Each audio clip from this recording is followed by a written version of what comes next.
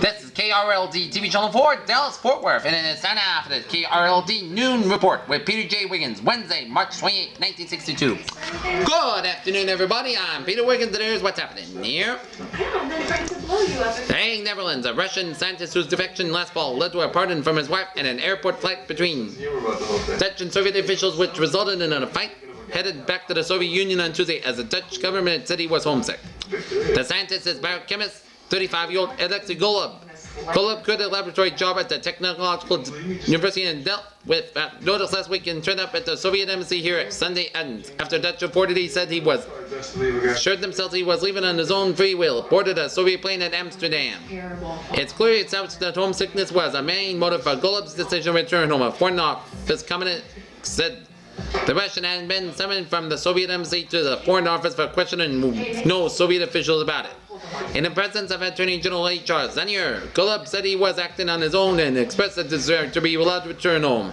He was accompanied to Amsterdam's airport by the Attorney General, a police officer, and the Soviet chargé d'affaires A. Madanov. The quiet departure was in contrast to the scene stirred up at the airport last October 9th by Golub's decision to quit a party of a Soviet tourists that included his wife Irina and stay in the West. The Russians tried to prevent Dutch authorities from interviewing Mrs. Golub to make sure he or she was leaving voluntarily. As Soviet Ambassador P.K. Ponomarenko and members of the staff were involved in a fist fight with Dutch military police.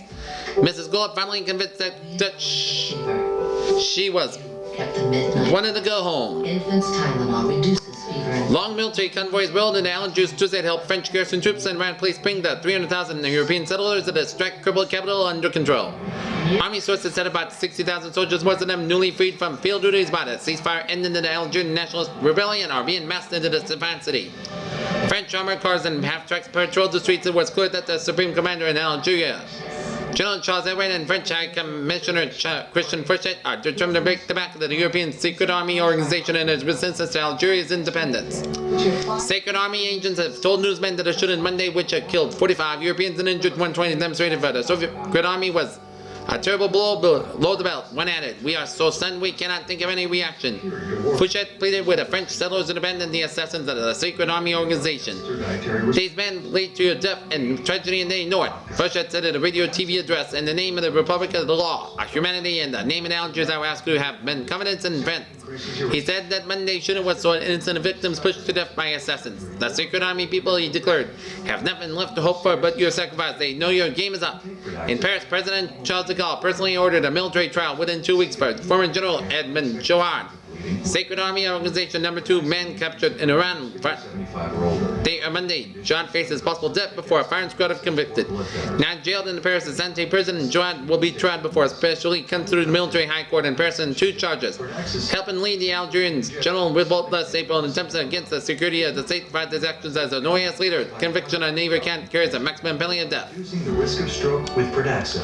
Jouard already has been sentenced to death in absentia last summer for his role in last year's revolt, but his capture automatically nullified the sentence and made necessary a new trial. Authorities moved with determination to pave the way for the provisional executive agency envisioned in the Evian peace agreement with the Muslim rebels. Abdam Fairs, 51, a moderate Algerian nationalist and a former deputy in France's parliament, announced in Rabat, Morocco, that he agreed to become president in his term regime. It is to the God Algerian to a referendum and is held to determine Algeria's future status. First, it detects the gigantic exultant the goal of being peace and immense hopes for the future of all the Algerians without exception. The center of Algiers was held by fugitive troops and police armored cars. Police then guarded the post office building. Helmeted riot policemen manned machine guns in the park surrounding the abandoned central administration building, which has been transformed into the barracks. The few government officials which had remained in the building were transferred to the fortified administrative compound on Naya on the Mediterranean coast, 30 miles east of Algiers. Small groups of cheerful Europeans visited the Rue de Sly in Algiers, scene of the shooting they called the Street of Martyrs. Bloodstains were still there, and no one had repaired bullet-smashed windows in the spots where men and women died under machine gun bullets fired by a platoon of Muslim infantrymen. Buckets of flowers were dropped. You've been so rational and responsible. Jerusalem, Israel. The Syrian army has seized control of the Syrian government. Damascus radio announced Wednesday. The broadcast said army headquarters received the resignation of President Nazim El-Qaddafi, of moderate. Reddit's announcement monitored in Jerusalem said Parliament has been dissolved. Damascus raiders said the army had been sealed the frontiers and closed Syria's airfields. Syrian telephone and radio communications were reported stopped. The broadcast said army headquarters described the coup as a continuation of the army revolt staggered last September when Syria broke away from the United Arab Republic. 3 years said the army took control to preserve the achievements of the September coup. The coup was announced 13 hours before the UN Security Council was scheduled to meet in New York to consider recent fighting between Israel and Syria around the Sea of Galilee. Washington. The Senate beat down the opposition of both Northern liberals and Southern Democrats Tuesday and approved the constitutional amendment allowing the poll tax as a voting requirement. The roll call vote on the final passage was 77 to 16. The amendment was opposed by 14 Southern Democrats, Senator John G. Tower, Republican of Texas, and Senator J.J. Hickey, Democrat of Wisconsin, favoring it were 47 Democrats for them, Senators and 30 Republicans. The final outcome was 15 votes over the two-thirds margin required for the passage of the constitutional amendment. The action came after 11 days of debate on the amendment by Senator Spencer L. Holland, Democrat of Florida, which has substituted a minor bill to make Alexander Hamilton's New York City home a national monument. Are the things you need to think about first. It was the second time in 2 years that the Senate has passed Holland's anti-poll tax amendment by the necessary two-third vote. The measure now goes to the House, where it killed it in 1960. The Senate first overruled 58 to 34 at a point of order by Senator Richard B. Russell, Democrat of Georgia, and decided that Holland's amendment could be substituted for the simple minor bill. Entabled and killed by a 59-34 vote, proposed substituted by a Senator Jacob K. Javits, Republican, New York, by to outlaw the poll tax by simple legislation. Shall I suggest? A third threat to the bill vanished when Senator Prescott Bush, Republican of Connecticut, withdrew the brief debate and proposed addition to Holland's amendment. Bush had proposed taking on a second constitutional amendment to give the District of Columbia 2 senators. Well, I know that drinking and a hotel room and let's just say that Mixing business and pleasure may not be recommended procedure, but R.W. Oliver, Dallas fireman, can tell you that it can be accomplished effectively, and he has a 1.5 pound catfish to prove it. I am lucky. Oliver, Fire Station 34 at Lake June Road in Beck New Boulevard, was dispatched to a small pond in the 500 block of Haverhill around 10:30 a.m. Tuesday found a call from Mrs. R.L. Mitchell, 538 Haverhill. At the scene, Oliver found a cocker spaniel caught in a piece of barbed wire in about 4 feet of water. The dog, unable to untangle the wire from its long hair, was slowly being drowned, so Oliver waded out to the dog, freed it, and started back to offshore. Of that remote. With the dog under his arm. That was when he spotted a fishing cork bobbing up and down in the water. He pulled in the cork and was attached. Landed was a catfish snugly caught in a hook. The dog was returned to the home of its owner, Mrs. Joe Walsh of 614 Haverhill. Oliver kept the fish. Does it hurt? Harbor Grace, Newfoundland. Fire raged at a small hotel here Tuesday night, killing at least 4 people, including a mother and her 12-year-old daughter. Police said 5 others were being believed to have been trapped in the flames, which have continued out of control 3 hours after the blaze broke out. First reports did not identify the victims. Like Leslie could walk away from a man like you. Representatives of a dozen of the nation's largest finance companies at a closed-door all-day meeting in Dallas Tuesday with joined at least one Texas businessman with a vast tax operations in West Texas.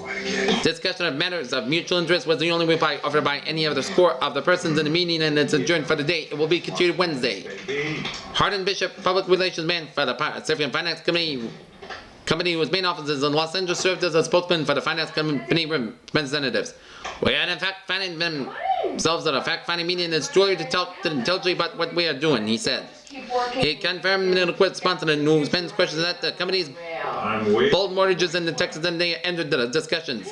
The company's old notes, which total in excess of $22 million. The companies with the amounts of the notes being discussed in the meetings here are Wall Street Hill and Company in Chicago in excess of $7 million, CIT in New York in excess of $5 million, Pacific Finance Los Angeles in excess of $3 million, Commercial Credit Corporation of Baltimore in excess of $1.5 million, Association Investments of South Bend, Indiana in excess of $1.5 million, Southwest Investments in Merrill in excess of $250,000, Pioneer Finance in Detroit in excess of $500,000, Kuykendall Investment of West Texas in excess of $1.5 million, Humphreys Investment of West Texas in excess of $250,000, First Acceptance Corporation in Minneapolis in excess of $1.5 million, Caprock Investments West Texas in excess of $500,000, T&M Investments West Texas in excess of $500,000. Police sold assets at Pecos accompanied by his attorney Hobart Nelson of Lubbock, attended the afternoon service at disclosed.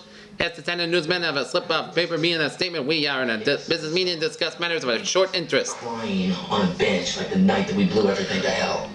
SS short pleasant appearance said Myself, God. man of 37 recently was portrayed by a feature story in the Emerald Daily News and probably the world's largest distributor of anodized ammonia imported and fertilizer in West Texas irrigated farmlands and also a large warehouse of a grain with interested in various other businesses and enterprises connected in with agriculture. Just moments. The city Bishop was asked where thanks any and hundreds of ammonia tanks have offered a security and those any loans you discussed today. Yes, I believe they were here, he replied. taking you He said that none of the persons who had signed mortgages for the tanks were present at the meeting. The Dallas meeting of finance company men were arraigned by the Dallas law firm of Iron Kane, Cock and Mercury. Frank Kane presided. His partner, Monte Aaron, was at the meeting also. Neither offered any comment on proceedings. The firm normally is on a retainer for legal affairs of some of the finance companies and the residents in the region. Fort Polk, Louisiana. Prefect Bernard Owen, 23, outspoken in the meetings at the which Army reservists sought release from active duty due 6 months at hard labor at the Fort Polk stockade on Tuesday. A special court-martial panel of 5 officers drafted and convicted a Sandra Texas reservists of disrespect meted as maximum penalties. At his parents, Mr. and Mrs. Paul Owen, also Seadrift, looked on. Owen boarded a company personnel truck and was taken under guard to the stockade to begin his sentence. The military court headed by Major Thomas N. Full also fined Owen $50 monthly to be taken from his $124 monthly pay for the 6 months. Captain Edgar Nash, the defense counsel, said Owen's offense perhaps a mistake, but it was made to express an honest conviction. In pleading for the court to go easy on Owen, Nash said this man can be made a good soldier if it is up to do it. Chaplain, Father Dan Mahoney. Nash said Army officers sometimes and somewhere fail to properly inspire this man and others. We have made a mistake. Captain James B. Spurgeon, the Army Trial Counsel and prosecutor, told the court Owen's published statement and a newsman criticizing an order by Major General Holly B. West, commanding general of Fort Polk, was deliberate. Owen was accused of calling in the March 19th order Halton. We went at demonstrations of a hilarious climax to a chain of injustices in a telephone interview with Sidney W. Cook, United Press International Bureau Manager at New Orleans. Nash argued that although the American citizen became a soldier, he still retained the feeling he has right to express his opinion. The conviction will be reviewed routinely by Major Hugh Raleigh of Brownsville, commander of the 4th Armed Rifle Battalion of 144th Infantry, and then lawyers by a staff judge advocate section of Fort Polk. Edge of the crowd observing the ceremony. The City Hall flagpoles are Last chance to enjoy the season's last $1 concert at Dallas Memorial Auditorium. Tickets on sale all day at the 13 regular locations and at the Memorial Auditorium box office beginning at 6 p.m. City Hall. This evening, the auditorium will be open at 7:30 p.m. The concert begins at 8:30 p.m. All walks of life as far as Okay, Dallas weather. Fair Wednesday, increase of continent Thursday. Highs both days, middle 80s, and Tuesday's high 82 degrees. Current conditions at noontime. Dallas left at 74, Fort Worth at 74, and Greater Southwest at 74 degrees. That is going to be it for the KRLD Noon Report on this March 28, 1962 on a Wednesday. I am Peter Whitty. Have a good day. And coming next, and Channel 4 will be City Hall Plaza, Fashions and Faces. Have a good day. spending their lunch hour down here.